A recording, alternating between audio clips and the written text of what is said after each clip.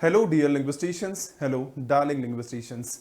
Hello, lovely linguisticians. Hello, amazing linguisticians. With wholehearted, all-hearted, and warm wishes from Utkarsh classes, your mentor Mahendra Kumar Sharma welcomes you to the core of my heart to this amazing world of English literature and English language and literature, I would say to you. Of course, when it comes about English language and literature, of course, we will be moving further, and we actually consist of multiple dimensions, multiple aspects, which can be able to make us more comfortable as well as more complicated towards these all aspects of English literature as well as English language.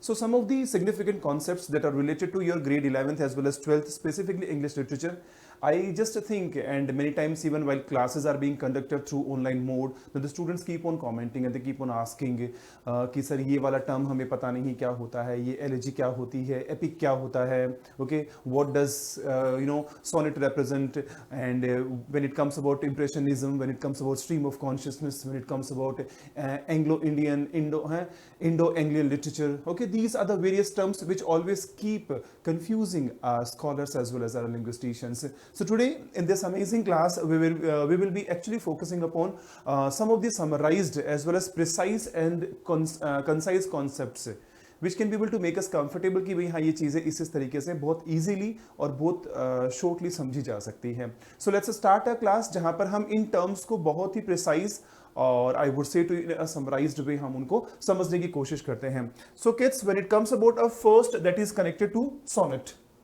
बहुत बार इस term को हम सुनते हैं. That is सबसे important चीज इसमें अगर हम बात करते हैं, देयर विल बी 14 लाइन्स है. There will be 14 lines. That means this is actually a specific poem that is with the framing as well as with the way with 14 lines it is written always. So a 14 line poem with a specific rhyme scheme. अब metre भी होता है, rhyme schemes भी होती हैं. Reason क्या होता है कि आपके सिलेबल्स स्ट्रेस्ड होते हैं, अनस्ट्रेस्ड होते हैं, फिर आपकी राइमिंग स्कीम्स को लेकर के. तो that means there will be some specific rules. हम यहाँ पे बहुत डिटेल्स में नहीं जा रहे हैं, but when it comes about a sonnet, that is actually a poem with 14 lines with a specific rhyme schemes as well as meter, often used to explore themes of love, beauty and mortality है. Basically sonnet का concept क्या होता है? या तो किसी की खूबसूरती के ऊपर लिखा जाता है, या किसी प्रेम के ऊपर लिखा जाता है, या फिर इंसान की जो मोर्टेलिटी होती है भाई, हाँ मतलब क्षण भंगुरता जिसको हम कह सकते हैं, हमारा जो एक टेम्परेरी लाइफ साइकिल होता है उसके ऊपर इस चीज को लिखा जाता है. जैसे अगर हम एग्जाम्पल्स में बात करते हैं तो शेक्सपियर का one of the most famous जो आपके सिलेबस में भी है, let me no to the marriage of true minds, जो अपने आप में एक बहुत बेहतरीन सोनेट है. तो शेक्सपियरियन सोनेट्स और पेट्रार्कन जो सोनेट्स होते हैं उनमें थोड़ा सा डिफरेंसेस होता है राइमिंग स्कीम्स को लेकर के. Sorry, I would say to you based upon the meter style as well as lines है, क्योंकि किसी में सेस्टेट होते हैं, किसी में क्वार्टरेंस होते हैं, कि बाकी लाइंस 14 ही होती है. ठीक है ना. कई बार क्या होता है कि जो शेक्सपियरियन वाला होता है उसमें 4 4 4 और 2 का कॉन्सेप्ट बनता है, और जो आपका पेट्रार्कन होता है उसमें 4 4 और 6 का कॉन्सेप्ट बनता है. These are the things connected to the deepness of the aspects we can call it, but sonnet is a 14 line poem. ठीक है ना.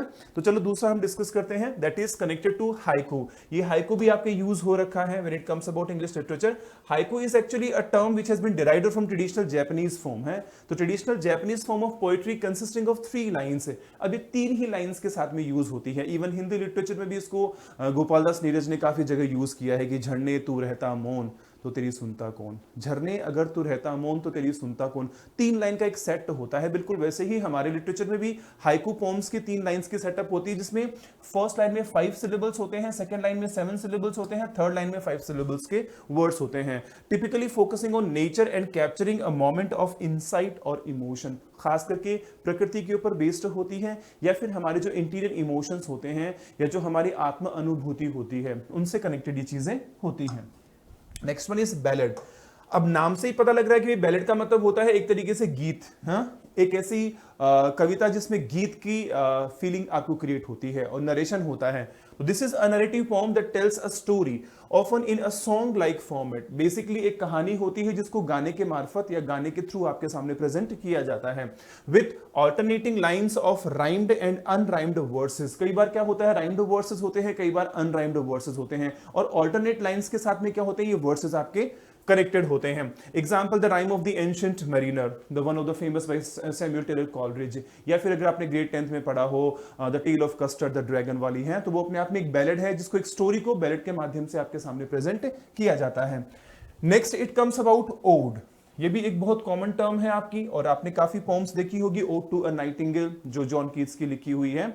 Odd is actually a lyrical poem होती है, बिल्कुल एक गीत होता है that expresses intense emotions और celebrates a person। खास करके इसमें इमोशंस बड़े इंटेंस होते हैं, बड़े गहरे होते हैं, और ये किसी इंसान की याद में है, या किसी इंसान को लेकर के, किसी इवेंट को लेकर के, या किसी आइडिया को लेकर के। This means when it comes about an art that will be consisting of even the intense emotion connected to a man as well as an idea as well as I would say to you event, it often has a formal structure and elevated language। Formal structure मतलब एक fixed आपका stanzas rhyming schemes के साथ में connected होते हैं, और उसमें एक जो लेवल होता है पोइट्री का वो बड़ा ही मतलब गरिमामय लेवल होता है, डिसेंट होता है, और स्पेसिफिक स्टेटस होता है, जैसे ode to a nightingale by John Keats जो आपके सिलेबस का भी एक पार्ट है। Next it comes epic.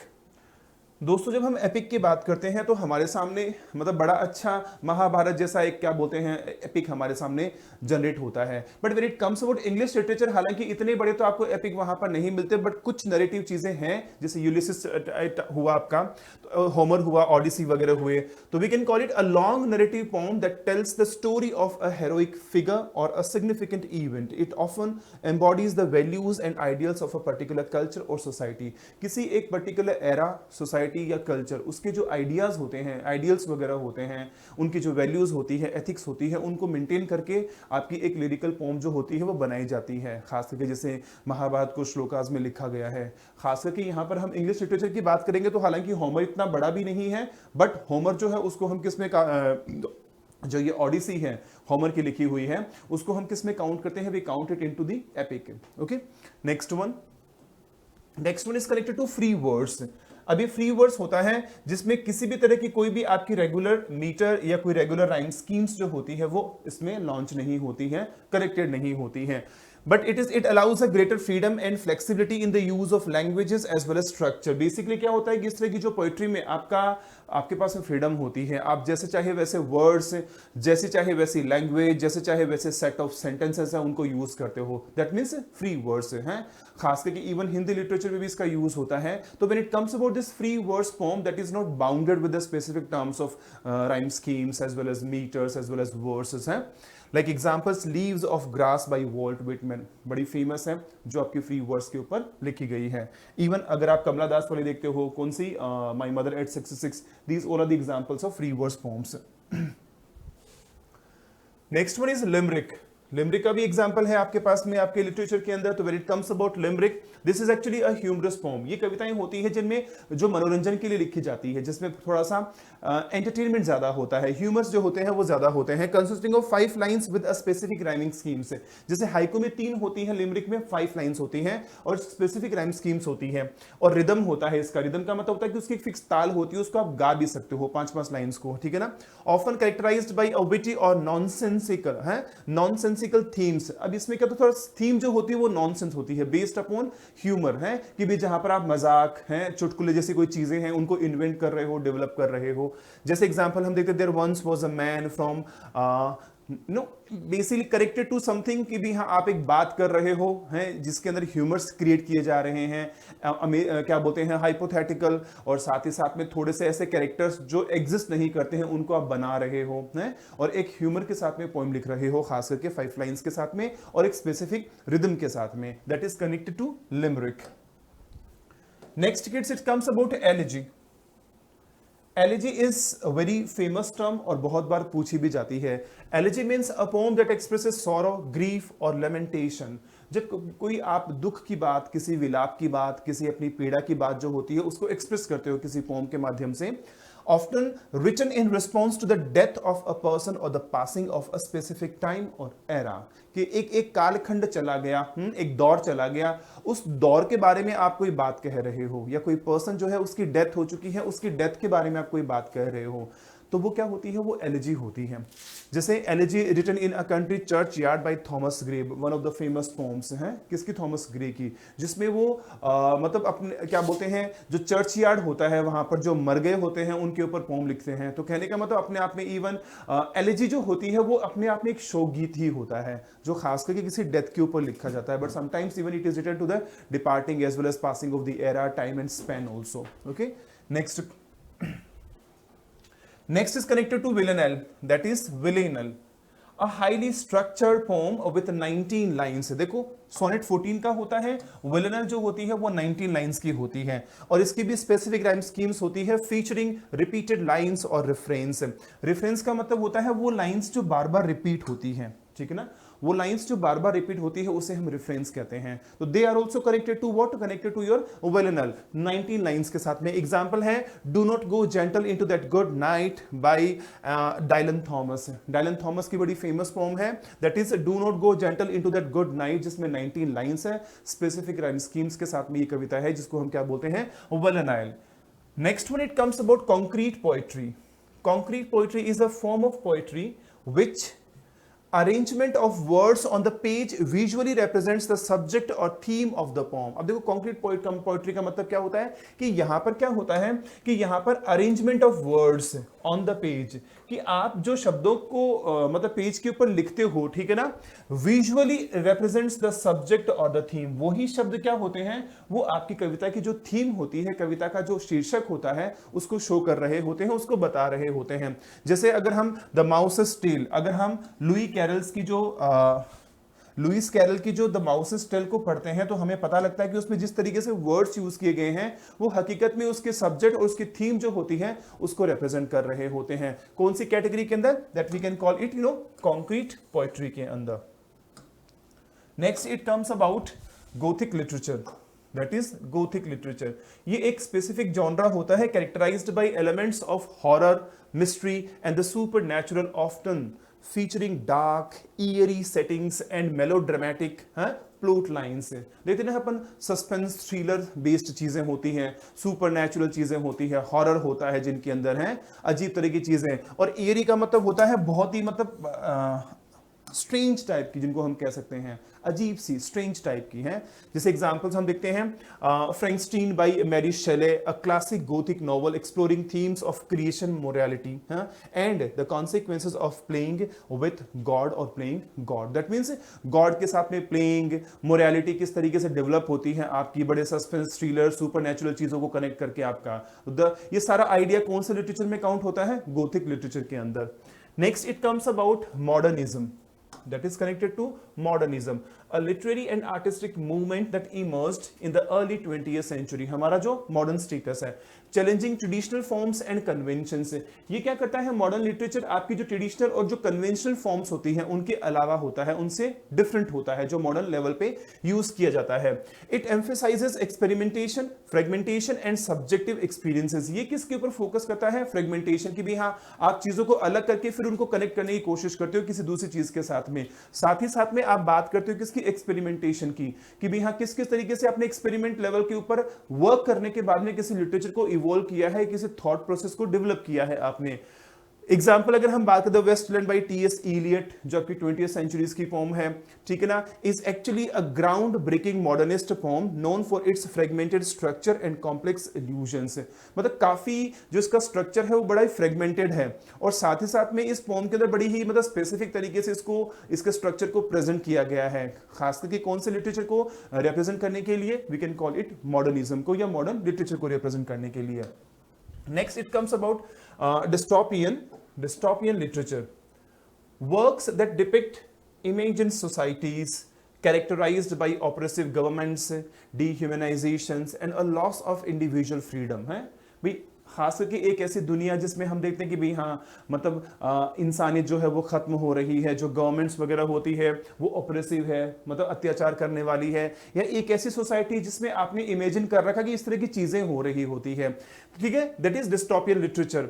And a loss of individual freedom, example 1984 by George Orwell, a dystopian novel that portrays a totalitarian regime and explores themes of surveillance, power and resistance. कहने का मतलब imaginative aspect होता है, आप देखते हो दुनिया बड़ी बेकार हो रखी है, गवर्नमेंट जो है वो ऑपरेसिव बनी हुई है, और एक इंसान की इंडिविजुअल फ्रीडम जो होती है वो खत्म हो चुकी है। तो जॉर्ज ऑरवेल ने क्या किया, अपने उस डिस्टोपियन लिटरेचर के नॉवल में, जिसका नाम है 1984 में, इन थीम्स को डेवलप किया। तो that is actually an amazing example of connected to the dystopian literature. Next one it is connected to magical realism.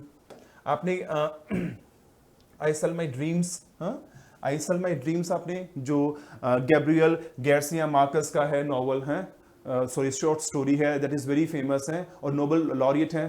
तो कहने का मतलब जब हम उसको पढ़ते हैं तो उसमें मैजिकल रियलिज्म का हमें एग्जांपल देखने को मिलता है। किस तरीके से? A narrative technique that combines realistic elements with fantastical and magical elements.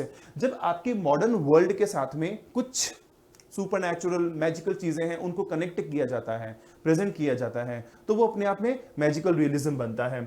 Blurring the boundaries between the ordinary and the extraordinary. Example, 100 Years of Solitude by Gabriel Garcia Marquez, a masterpiece of magical realism that tells the multi-generational stories of Buendia family, we can call it, you know. खास करके जब आप short story पढ़ते हो असल my dreams जो Marcus की है, उसमें भी आपको मैजिकल रियलिज्म मिलता है, जिसमें सपने देख करके और किसी को उसकी हकीकत के बारे में बताया जाता है। तो मॉडर्न और उसके साथ साथ में इमेजिनेटिव जो चीजें होती है वो साथ साथ में चलती है।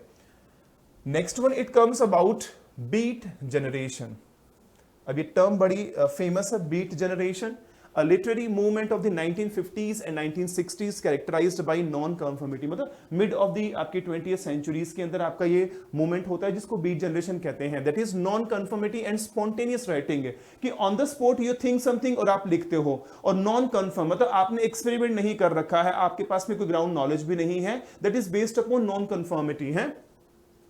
And a rejection of mainstream values, और आप मतलब अगर अपन बात करें तो भाई वो आप न तो ट्रेडिशनल लेवल पे चल रहे हो न एक्सपेरिमेंटल मोड पे चल रहे हो, बस आप उसके अगेंस्ट में अपनी थॉट जो है उसको बयान कर रहे हो, कह रहे हो। जैसे on the road by Jack Kerouac, a novel by embodies a spirit of the beat generation and explores themes of freedom, rebellion and self-discovery। भाई मॉडर्न वर्ल्ड में जो भी लिख रहा है 1950-60s के अंदर, जो कहीं ना कहीं से अनट्रेडिशनल चीजें या अनकन्वेंशनल थॉट्स के ऊपर बात कर रहा होता, that is connected to beat generation, जो स्पॉन्टेनियस होती है। Next it comes about Harlem renaissance.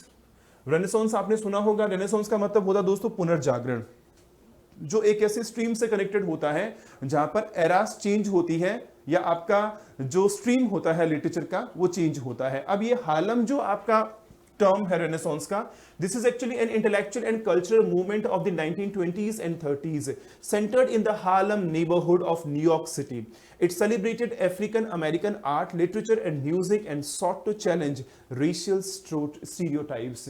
अब हम समझ सकते हैं कि भी यहाँ जब हम बात कर रहे हैं उस दौर के जहां पर रेशियल डिस्क्रिमिनेशन, अपार्थाइड जैसी चीजें थी, तो उसके अगेंस्ट में जो मूवमेंट चलता है तो उसमें जो लिटरेचर का पार्ट होता है that is connected to Harlem renaissance.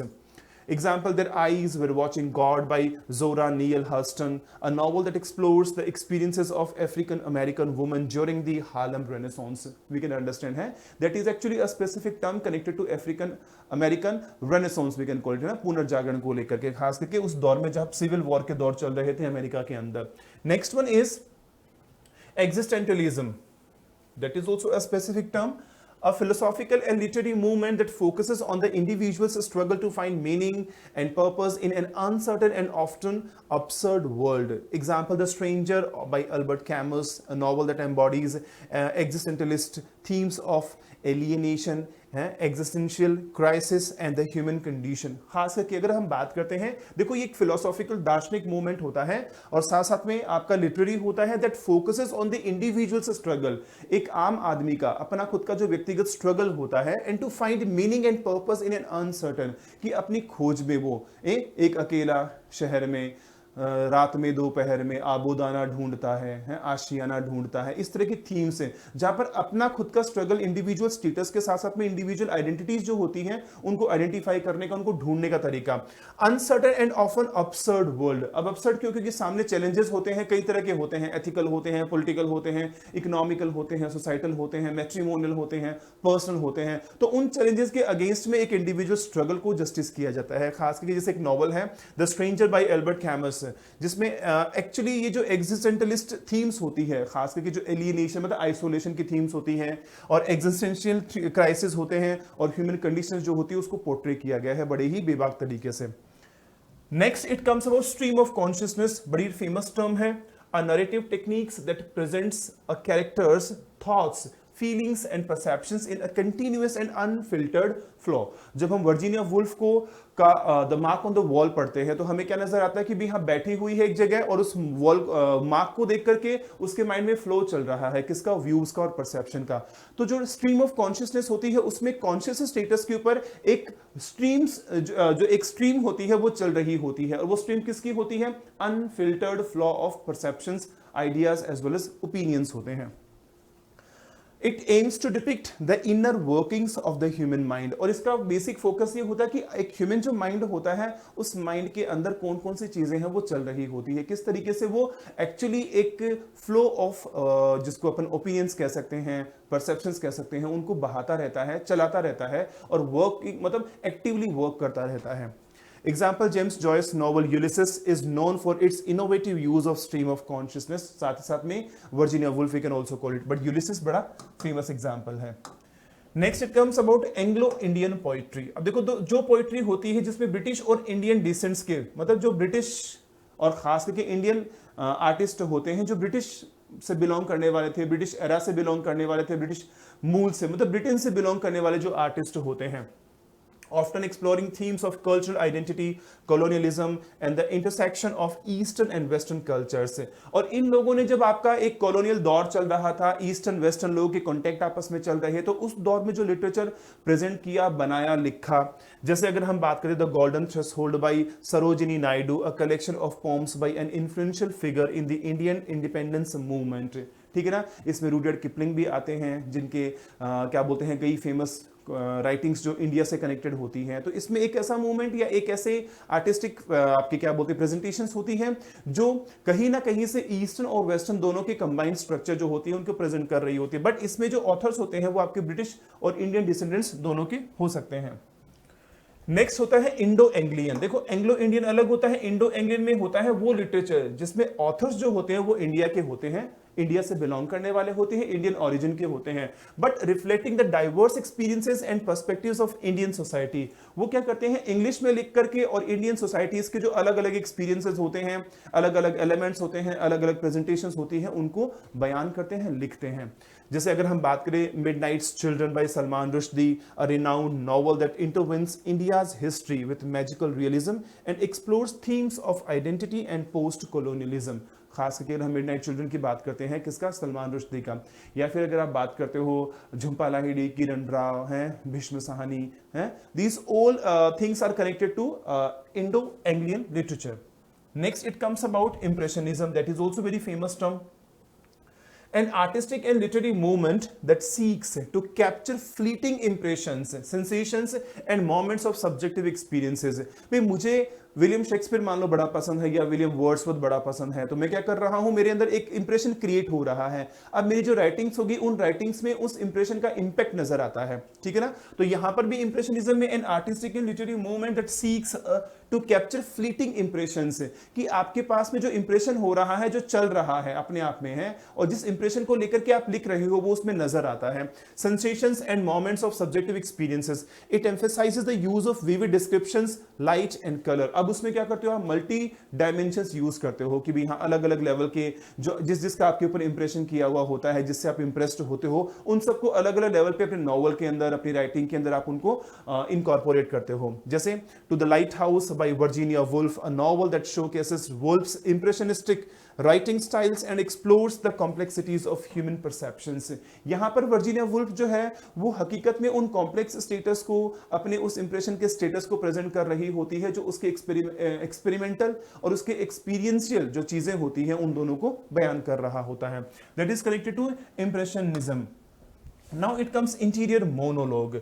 अब इंटीरियर मोनोलॉग दोस्तों अपने आप में एक फेमस टर्म है, that is also known as internal monologue. अब इंटरनल मोनोलॉग का मतलब होता है अपने आप में, और मोनोलॉग का मतलब होता है अकेला, और लॉग का मतलब होता है कॉन्वर्जेशन। तो that is actually a kind of inner speech, ये अपने आप का एक स्पीच होता है, is a literary technique that presents the thoughts, emotions and reflections of a character in a narrative. अपने आप के थॉट्स, अपने परसेप्शंस, अपने ओपिनियंस अपने आप के साथ में डिस्कस करना, अपने आप के साथ में कॉन्वर्स करना है, that is connected to interior monologue.